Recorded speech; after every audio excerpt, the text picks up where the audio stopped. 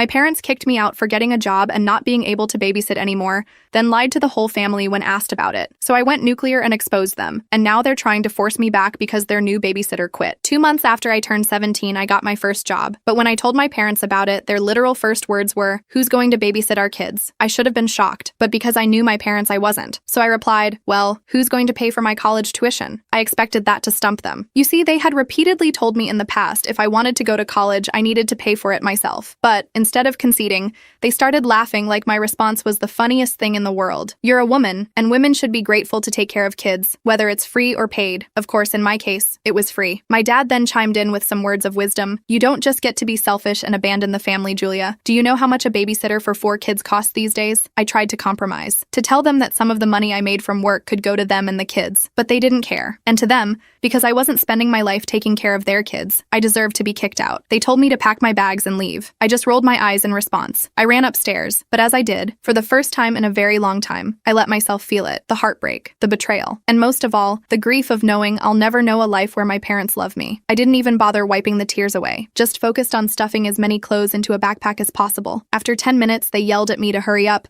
and that's when we left for my cousins. On the way there, my parents kept trying to change my mind. My dad reminded me of how much my siblings loved me, or more specifically, how no one else could get them to stop crying like I can. Their manipulation wasn't even that good, but for some reason, I still felt bad. I started questioning if I really was selfish. My mom even started crying, not because she'd miss me, but because now they had to pay for a babysitter. So when we arrived at my cousin Megan's and they just drove off without saying goodbye, I felt even more guilt, especially when she opened the door, because her face immediately lit up with joy, and she gave me the first genuine smile I'd seen in a long time. Kindness felt so unfamiliar to me that as soon as we got inside, I immediately broke down in tears. Her face fell and she tried to console me. "Well, kinda. My love, why don't you just help your parents out a little?" Help? I've cut off friends, let my grades drop, sacrificed everything to constantly take care of their kids. I didn't mean to shout, but I couldn't help the anger inside me. I turned to face her with disgust at her suggestion, but that's when I saw a look of genuine shock on her face. "Your parents told me you were acting entitled and just didn't want to help out when you had nothing to do all day." I immediately started crying again, but this time it was in her arms. I told her the whole truth, why I ended up at her place, all while she held me and told me I would be safe under her roof. Surprisingly, she seemed anything but angry, but I would soon find out she was more than just angry. I ended up crying myself to sleep that afternoon. I didn't wake up until a few hours later when I heard Megan yelling. It was in the room next door. When I heard the anger in her voice, I sat up immediately. She was usually a very shy, timid person, so hearing her like this was super unusual. It was obvious that she was talking to my parents. I couldn't make out what she was saying, but I could tell she was laying it on them. I remember feeling a genuine smile creep onto my face. It was the first time someone had stood up for me. When I heard her hang up, I lay back down and pretended to still be asleep. Not knowing I was awake, she started speaking out loud, something Megan hasn't done since I was a kid, but what she said made me shoot up. Apparently, my parents had already found a new free babysitter. They had one available all along. This whole thing was just a ploy to kick me out of the house and get me out of the hair once and for all. After saying all this, Megan sighed and said I deserved better before heading to bed. And that's when I sat up, because she was right. I did deserve better parents. And if I couldn't get it, then I at least deserved to have my get back. My plan was bulletproof. You know that one gossipy aunt every family has? Well, we have one too. And I texted her every tiny little juicy detail of everything that happened between me and my family. It ended up being a 1,400-word message. I immediately turned my phone off because I was terrified of the consequences. And the next morning, when I finally felt brave enough to turn it back on, my soul left my body. My phone was blowing up with notifications, not just texts from my gossipy Aunt Barbara, but from pretty much every family member I had contact info for. Apparently, Aunt Barbara had taken my 1,400-word text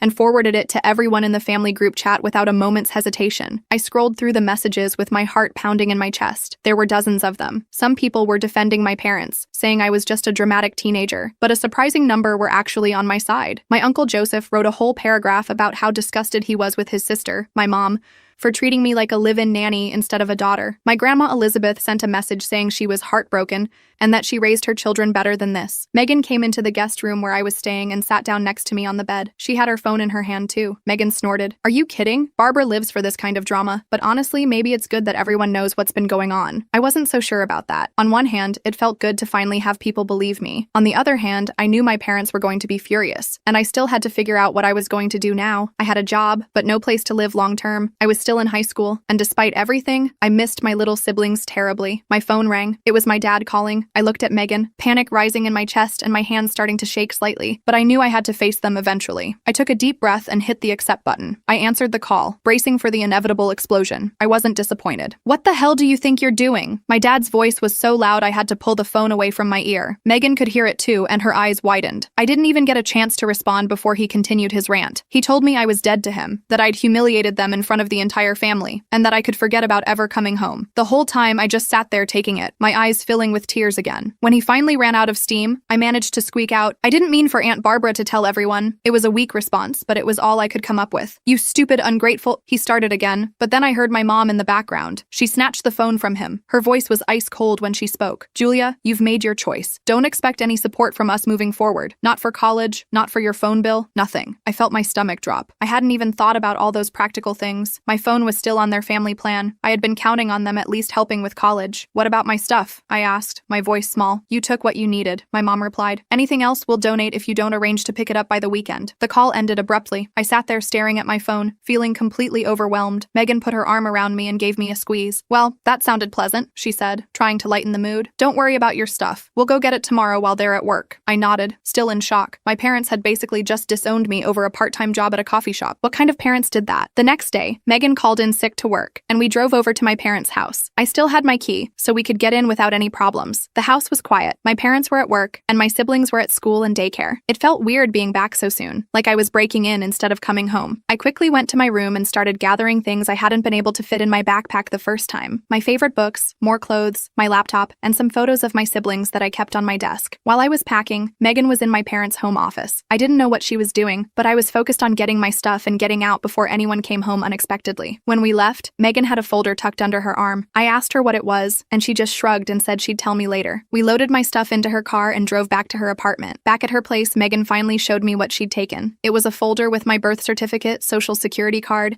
and some other important documents. She had also grabbed my parents' spare credit card that they kept for emergencies. "You're going to need these," she explained, "and they owe you for all the free babysitting." I was shocked. "We can't use their credit card. That's stealing." Megan rolled her eyes. "Relax. We're not going on a shopping spree, but you need clothes for work, a new phone plan, and some basic necessities. They owe you at least that much." I wasn't comfortable with it, but I also didn't see many options. I had $50 to my name and wouldn't get my first paycheck for 2 weeks. So I reluctantly agreed to use the card, but only for things I absolutely needed. We went to the mall that afternoon. I got a few black t-shirts and pants for my coffee shop job, a cheap prepaid phone, and some toiletries. All in all, we spent about $200 on the card. Still, I felt guilty about it, even though Megan assured me it was nothing compared to what a real babysitter would have cost them over the years. The next day was my first shift at the coffee shop. I was nervous, but excited to start earning my own money. The shop was called The Daily Grind. Super original, I know. The manager, Jamie, was pretty cool and patient with my training. I messed up a few orders and struggled with the espresso machine, but overall it wasn't too bad. When I got back to Megan's after my shift,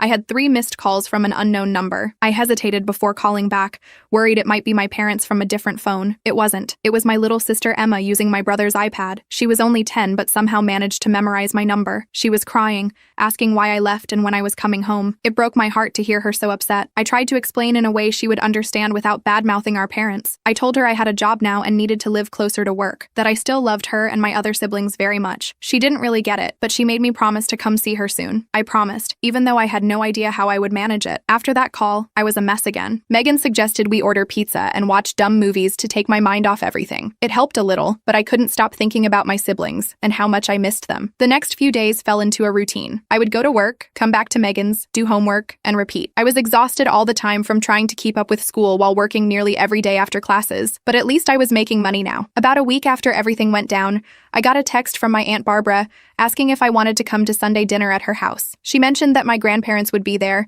along with some other relatives who wanted to see me. I was hesitant. Was this some kind of trap? But Megan thought it would be good for me to see family who were supportive. So that Sunday, Megan drove me to Aunt Barbara's house. As soon as we walked in, my grandmother rushed over and pulled me into a tight hug. She was crying, which made me start crying too. I hadn't realized how much I needed a grandmother hug until that moment. The dinner was actually nice. No one pressured me to talk about my parents, but they made it clear they were there for me. My grandfather even slipped me an envelope before we left. When I opened it in the car, I found 5 crisp $100 bills inside. I tried to call him to say it was too much, but he wouldn't take it back. He said it was to help me get on my feet. That money was a huge relief. I immediately used some of it to get off my parents' phone plan and onto my own. I also opened a bank account without my parents' names on it, something Megan had suggested. Things were looking up, until they suddenly weren't. 2 weeks after I moved in with Megan, I came home from school to find her sitting at the kitchen table with a serious look on her face. "We need to talk," she said, gesturing for me to sit down. My heart sank. Was she kicking me out too? Where would I go? "Your mom called me today," Megan continued. "They've noticed the charges on their emergency credit card." I felt sick. I should have known they would check the statements or get a purchase alert. What appeared to be a spare card was actually one they monitored regularly. "What did she say?" I asked. "She accused us of theft and threatened to call the police if we don't return the card and pay back every cent," Megan replied with a grimace. "But here's the kicker.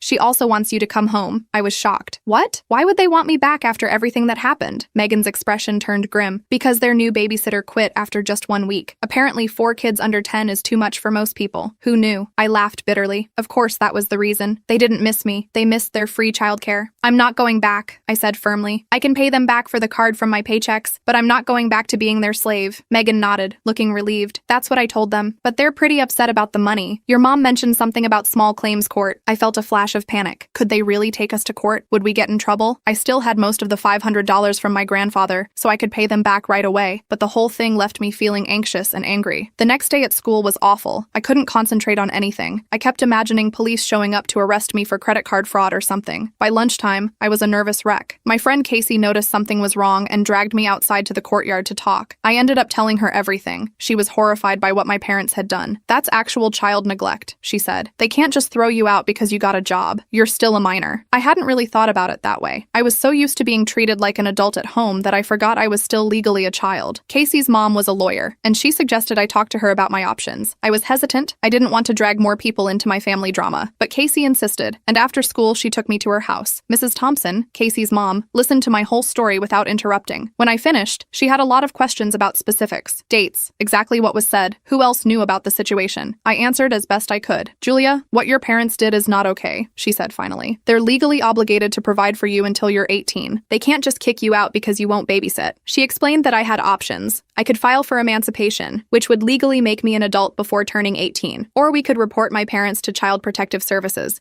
which might force them to take me back or place me in foster care. Neither option sounded great. Emancipation would mean taking on full adult responsibilities when I was already struggling to balance school and work. And CPS might take my siblings away too, which I definitely didn't want. Mrs. Thompson must have seen my hesitation. She suggested a third option, having another relative petition for temporary guardianship. That way, I could legally stay with someone like Megan or my grandparents without my parents getting in trouble. I thanked her for the advice and promised to think about it. On the way back to Megan's, I got a text from a number I didn't recognize. It was my little brother Alex, using my dad's old phone. He said my parents were fighting all the time now, and the house was a mess without me there. My heart ached reading his messages. I missed him and my other siblings so much. When I got back to Megan's, I had a surprise waiting for me. My grandparents were there, sitting in the living room with serious expressions. For a second, I thought something terrible had happened. "Don't look so worried," my grandmother said, patting the couch next to her. "We just want to talk about what happens next." They had heard about the credit card situation from my mom, but unlike my parents, they weren't angry. They were concerned. They thought I shouldn't be working so much while trying to finish high school. They wanted me to focus on my education. My grandfather cleared his throat. "We have a proposal for you. We'd like you to come live with us until you graduate. We have plenty of room, and you won't have to work so many hours to support yourself." I was stunned. My grandparents lived in a nice house about 30 minutes from my school. Moving in with them would solve so many problems, but I was worried about imposing on them. They were in their 70s and probably didn't want a teenager disrupting their retirement. "We've already discussed it with your parents," my grandmother added, seeing my hesitation. "They've agreed, as long as you visit them and the kids every weekend." Of course they had a condition. They still wanted access to my free babysitting services, but 1 day a week was a lot better than every day. And living with my grandparents would be a huge improvement over couch surfing at Megan's,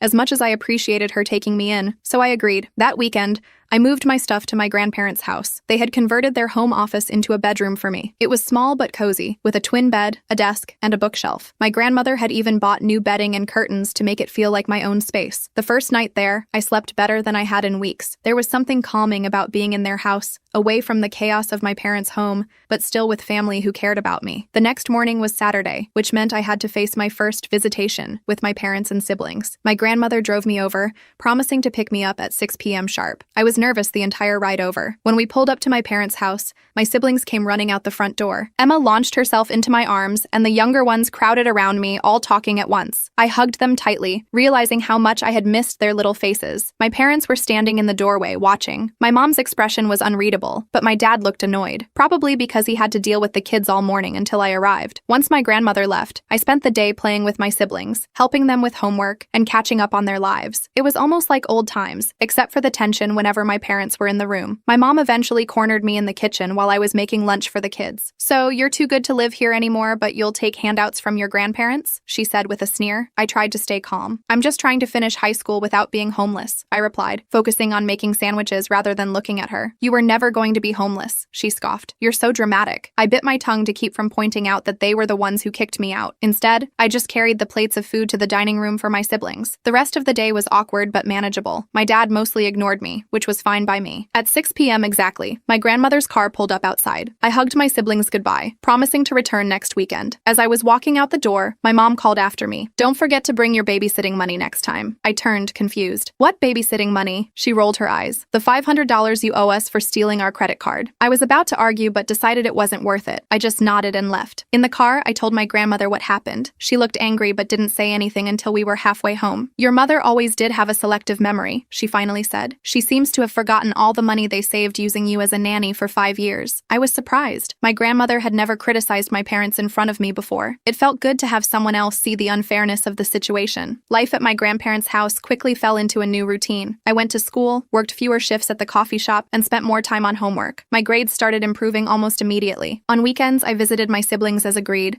though I dreaded the interactions with my parents. The credit card issue was resolved when my grandfather insisted on paying it off himself, saying it was worth every penny to get me out of that toxic environment. I promised to pay him back, but he waved away my concerns. A month after moving in with my grandparents, I got some unexpected news at school. My English teacher, Mrs. Rodriguez, asked me to stay after class. She showed me an essay I'd written about family dynamics and told me it was one of the best pieces she'd read from a student. "Have you thought about applying for college scholarships?" she asked. "With your writing skills and grades, you could qualify for some good ones." I admitted I hadn't really been thinking about college lately, given everything going on in my personal life. Mrs. Rodriguez gave me information about several scholarship opportunities specifically for students who had overcome adversity. She even offered to help with my applications. For the first time in months, I felt hopeful about my future. I started researching colleges and scholarships with renewed enthusiasm. My grandparents were supportive, helping me navigate the applications and even taking me on campus tours to a few nearby universities. My parents, however, were less than thrilled when they found out. During one of my weekend visits, my dad saw me working on a scholarship essay on my laptop. "College?" he scoffed. "What a waste of money. You should be saving up to get your own place instead of mooching off your grandparents." I ignored him and kept typing. This just made him angrier. "You know we're not paying for any of it, right?" he said. "Not a single penny." I looked up at him calmly. "I know. I'm applying for scholarships and financial aid." He seemed disappointed that his statement hadn't upset me more. He walked away muttering something about ungrateful kids thinking they're too good for honest work. The scholarship applications took up most of my free time for weeks. Mrs. Rodriguez reviewed my essays,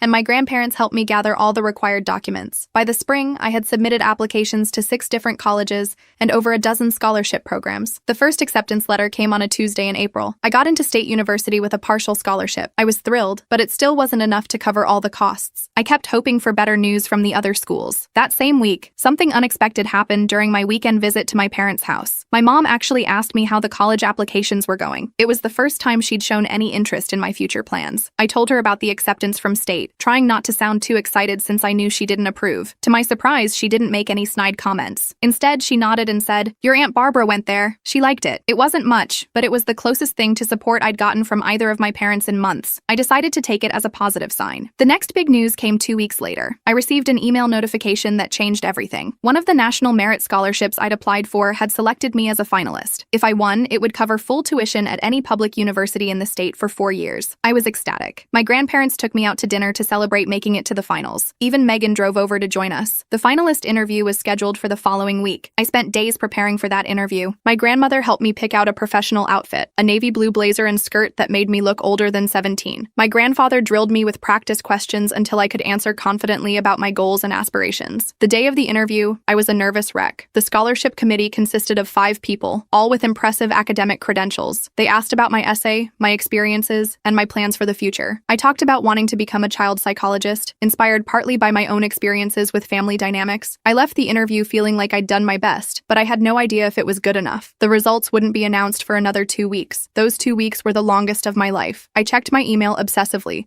jumping every time my phone made a notification sound. My grandparents kept telling me to relax, that whatever happened, we would figure something out. But I knew how much that scholarship would change my life. Meanwhile, things with my parents remained complicated. During my weekend visits, I noticed my mom was making more of an effort to be civil, even asking about school occasionally. My dad was still distant, but at least he wasn't actively antagonistic anymore. My siblings, of course, were always happy to see me. Emma had started calling me every few days just to chat, which I loved. The younger ones would fight over who got to sit next to me or show me their drawings first when I visited. Those moments made the awkwardness with my parents worth it. Finally, on a rainy Tuesday afternoon, the email arrived. I was at my grandparents' house doing homework at the kitchen table when my phone pinged with a notification. The subject line read, National Merit Scholarship, Decision. My hands were shaking so badly I could barely open the email. My grandmother noticed and came to stand behind me, placing a steadying hand on my shoulder. I took a deep breath and tapped the notification. The email loaded, and I quickly scanned the first paragraph, my heart racing. Congratulations. I didn't even need to read the rest. I had won. Full tuition for 4 years at any public university in the state. I burst into tears, a mix of relief and joy washing over me. My grandmother hugged me tightly, also crying. My grandfather came in from the garage to see what all the commotion was about, and soon he was celebrating too. That evening, we had an impromptu party. Megan came over with a cake, and Casey stopped by with balloons. Even Mrs. Rodriguez made an appearance with a gift, a beautiful leather-bound journal for my college years. In all the excitement, I almost forgot to tell my parents. I called them that night, nervous about their reaction but wanting to share my news. My mom answered the phone. I told her about the scholarship, trying to keep my voice neutral despite my excitement. There was a pause on the other end of the line. Well, she finally said, I guess all that studying paid off. It wasn't exactly enthusiastic, but it wasn't negative either. I decided to take it as a win. Does this mean you're definitely moving away for college? She asked next. I explained that I was still deciding between schools, but yes, I would likely be living on campus somewhere. There was another pause. The kids will miss you, she said. And then, so quietly, I almost didn't hear it. We all will. It was the closest thing to an admission that they cared about me that I'd heard in years. I didn't know how to respond, so I just thanked her and said I'd see them on the weekend as usual. After that call, I sat on my bed for a long time, thinking about how much had changed in just a few months. I'd gone from being my parents' live-in nanny to living with my grandparents and winning a full scholarship to college. It wasn't the path I had expected my life to take, but maybe it was the one I needed. The next day at school,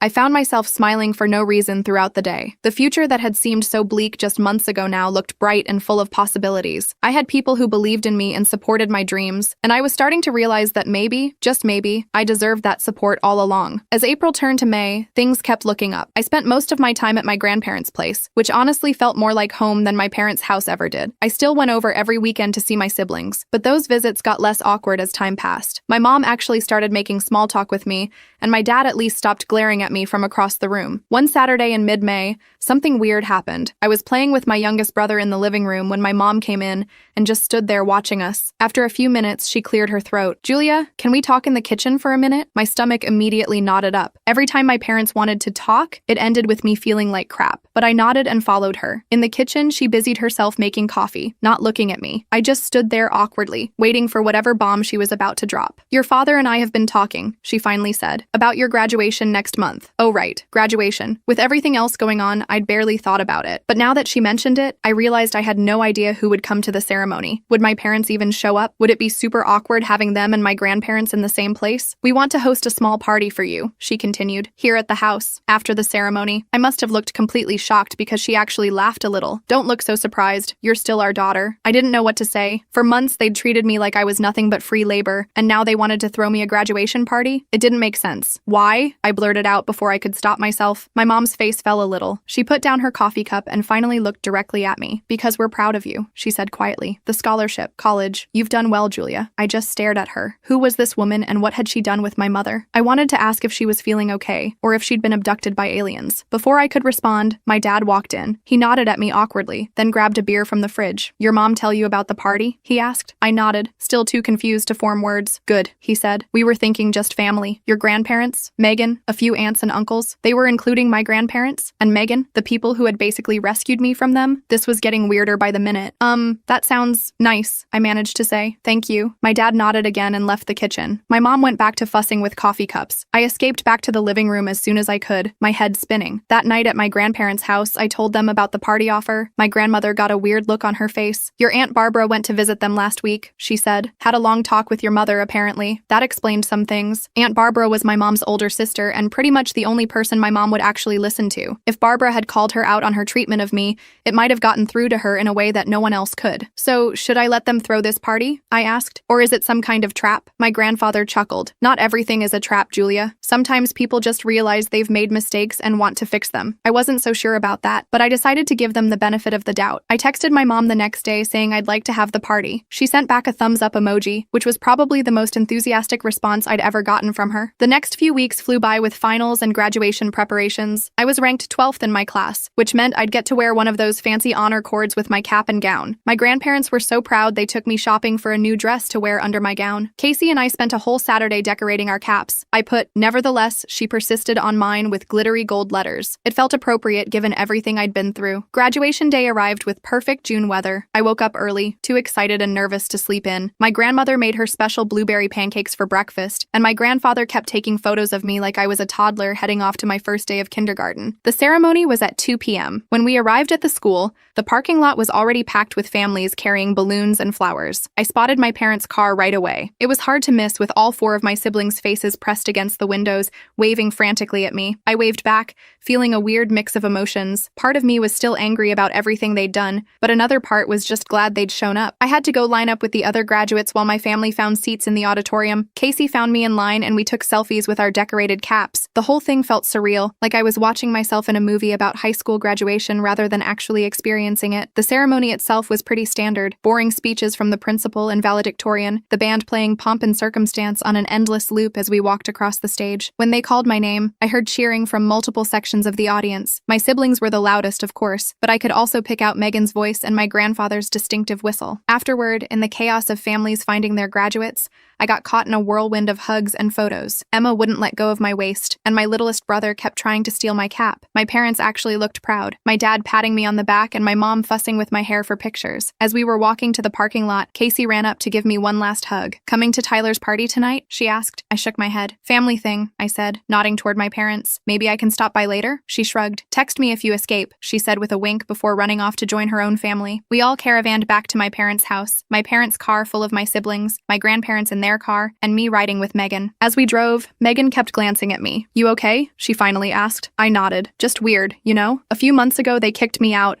and now they're throwing me a graduation party." Megan smiled. "People can surprise you sometimes, not always in bad ways." When we got to the house, I was shocked to see balloons tied to the mailbox and a "Congratulations Graduate" banner hanging over the front door. Inside, the dining room table was covered with food, and there was even a cake with my name on it. More relatives arrived. Aunt Barbara, who hugged me so hard I thought my ribs would crack. Uncle Joseph, a few cousins I hadn't seen in ages. Even Mrs. Thompson, Casey's mom who had given me legal advice, stopped by with a gift card. The party was actually fun. My siblings were on their best behavior, my parents were being weirdly nice, and everyone kept telling me how proud they were of me. I kept waiting for the other shoe to drop, for someone to mention babysitting or for my dad to make some snide comment about college being a waste of time. But it never happened. After cake, my mom announced it was time for gifts. There were the usual graduation presents, money, gift cards, a new laptop from my grandparents that I nearly cried over. But then my parents handed me a small box. Inside was a key. I looked at them, confused. "It's to our house," my mom explained. "We want you to know you always have a home here, even when you're away at college." I just stared at the key, completely speechless. My dad cleared his throat. We